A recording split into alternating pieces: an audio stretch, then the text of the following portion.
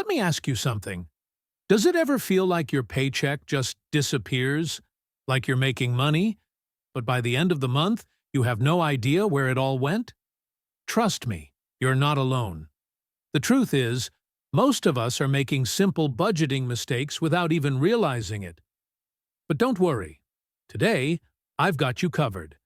I'm breaking down 5 common budgeting mistakes and showing you exactly how to fix them fast. Here's the deal. Budgeting is one of the most powerful tools to take control of your money. But here's the catch. If it's done wrong, it can feel frustrating, restrictive, or even pointless.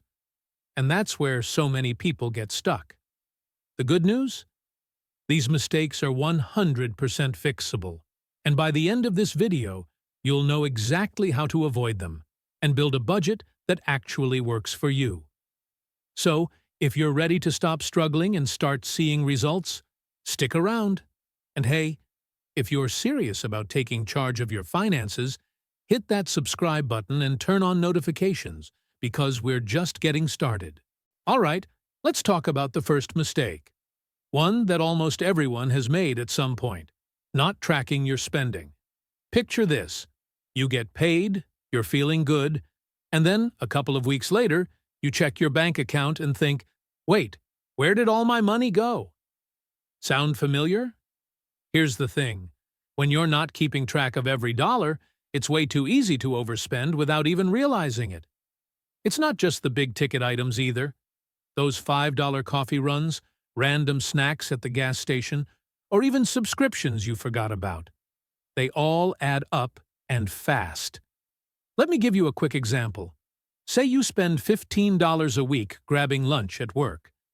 That doesn't sound like much, right? But over the course of a month, that's $60. And over a year, that's $720 on just lunches. So, what's the fix?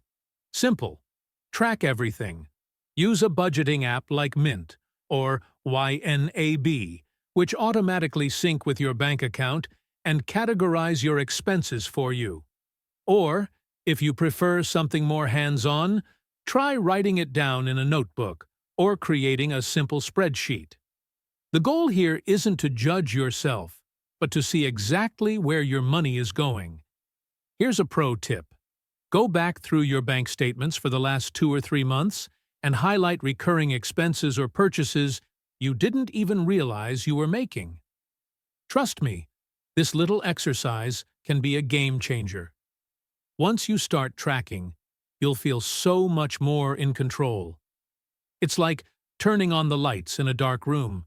You might not love what you see at first, but at least now you know what's going on. And that's the first step to fixing it. Now, let's move on to mistake number 2, setting an unrealistic budget. This is a big one because, honestly, it's so easy to fall into this trap. You sit down, determined to fix your finances, and you create a budget that looks perfect on paper. No eating out, no splurges, and you're saving 50% of your income starting tomorrow. Sounds great, right? Until it doesn't work. Here's why. Unrealistic budgets set you up to fail. It's like starting a crash diet where you cut out all your favorite foods. Sure, it might work for a few days, but eventually you're going to crack, binge, and feel worse than before. The same thing happens with money. If you make your budget too strict, you'll feel deprived. And when life inevitably throws you a curveball, like your best friend's birthday dinner or a last-minute weekend getaway, you'll break the budget and feel guilty about it. So, how do we fix this? By making your budget realistic and flexible. One approach I love is the 50-30-20 rule. It's simple. 50% of your income goes to needs, things like rent, utilities, and groceries. 30% goes to wants. Yes, this includes your Netflix subscription or dining out. And 20% goes to savings or debt repayment. If you're dealing with tighter finances, those percentages might need tweaking. But the idea is to leave room for both responsibilities and enjoyment. Life is unpredictable, So build some cushion into your budget for the unexpected. And here's a quick tip. Instead of aiming for perfection, aim for progress. Even if you slip up one month, that doesn't mean your budget failed. It just means it's time to review and adjust.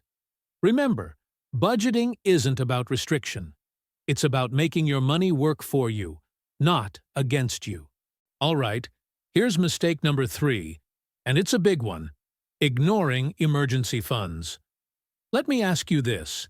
If your car broke down tomorrow, or you had an unexpected medical bill, would you be able to cover it? For a lot of people, the answer is no, and that's where the trouble starts. Here's the thing. Life happens, and if you don't have a financial safety net, those unexpected expenses can throw your entire budget into chaos. Worse, you might end up relying on credit cards or loans to cover them, which only creates more financial stress down the road. So, how do you fix this? You start building an emergency fund, one that's specifically for, well, emergencies. I know it sounds daunting, but it doesn't have to be. Start small.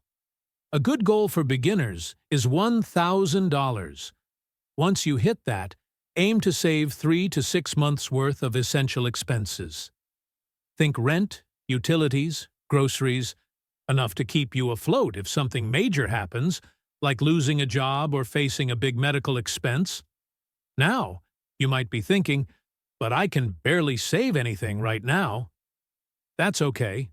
Even setting aside $20 a week adds up over time. You can also look for creative ways to boost your savings, like selling unused items, picking up a side hustle, or directing any windfalls, like tax refunds, straight into your emergency fund. And here's a pro tip. Keep your emergency fund separate from your regular checking account. A high-yield savings account works great for this. It's accessible when you need it, but not so easy to dip into for non-emergencies. Remember, an emergency fund isn't just a financial cushion, it's peace of mind. When you know you've got money set aside for life's unexpected moments, you'll feel more confident and in control of your budget.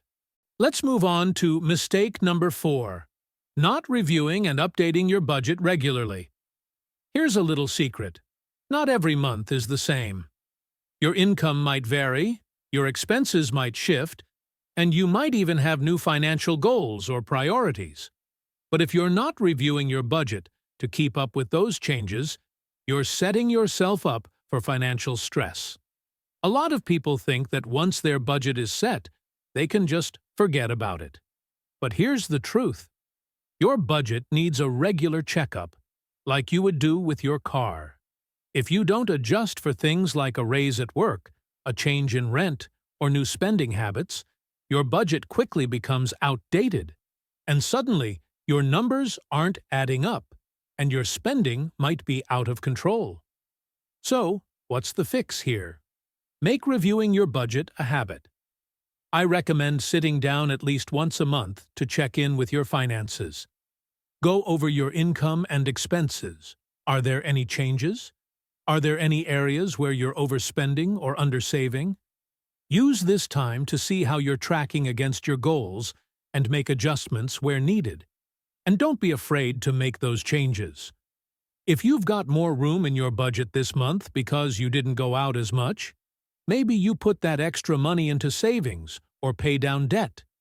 If your grocery bill increased, adjust your budget so you're not overspending.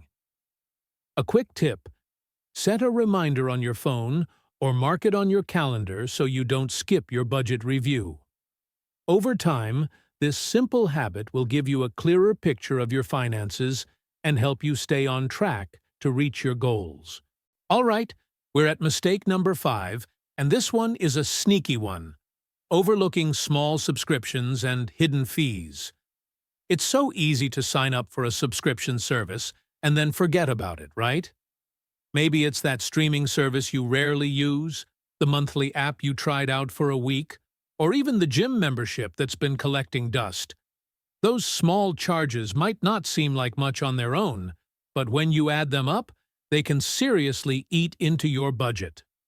For example, Did you know the average American spends around $200 a month on subscriptions? Yep, that includes everything from Netflix to digital magazine subscriptions to fitness apps. And that's not even counting the random fees you might be paying. Think of the annual charges that auto-renew, like memberships or insurance policies. These small amounts sneak up on you, and before you know it, they're draining your account. So, how do you fix this? Start with a subscription audit. Go through your bank and credit card statements and look for any recurring charges you've forgotten about. I bet you'll find a few subscriptions you didn't even realize were still active. Once you've identified them, ask yourself, do I actually need this? If not, cancel it. Also, check for hidden fees. Service providers, whether it's your cell phone company, cable provider, or bank, often charge sneaky fees for things like late payments, maintenance, or even just keeping your account open. Call up your service providers and ask if there's anything you can do to lower your fees. It never hurts to ask. Finally, consider downgrading your subscriptions. Maybe you don't need the premium version of every app, or you could share your streaming accounts with family members to reduce costs. A little bit of auditing goes a long way in making sure you're not paying for things you don't use or need. Trust me, once you clean up your subscriptions and eliminate those extra fees, you'll have a lot more room in your budget for the things that truly matter. All right, so there you have it. 5 common budgeting mistakes that are holding you back. And more importantly, how to fix them fast. Whether it's tracking your spending, setting a realistic budget, building an emergency fund, reviewing your budget regularly, or cutting out those sneaky subscriptions and fees, you now have the tools to take control of your finances. The key takeaway here is that budgeting doesn't have to be complicated or restrictive. It's all about creating a system that works for you and setting yourself up for financial success. Small changes can lead to big improvements, so don't get discouraged if things don't change overnight. If you found these tips helpful, don't forget to hit that like button and subscribe to the channel for more practical, no-nonsense financial advice. And I'd love to hear from you. What's one budgeting mistake you've struggled with in the past? Drop a comment below, and let's talk about how you overcame it. Thanks for watching, and I'll see you in the next video.